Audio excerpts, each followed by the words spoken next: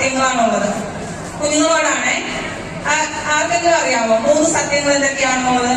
ഒന്നാമത്തെ സത്യം ഞാൻ പറയാം, രണ്ടാമത്തതപ്പോ നിങ്ങൾക്ക് മനസ്സിലാകും. രണ്ടാമത്തത് നിങ്ങൾ പറഞ്ഞില്ലെങ്കിൽ മൂന്നാമത്തത് ഉറപ്പായും നിങ്ങൾ പറയുന്നുള്ള കാര്യം എനിക്ക് ഉറപ്പുണ്ട്.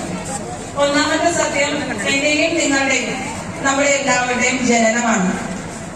അപ്പൊ അങ്ങനെയാണെങ്കിൽ രണ്ടാമത്തെ സത്യം എന്തായിരിക്കും?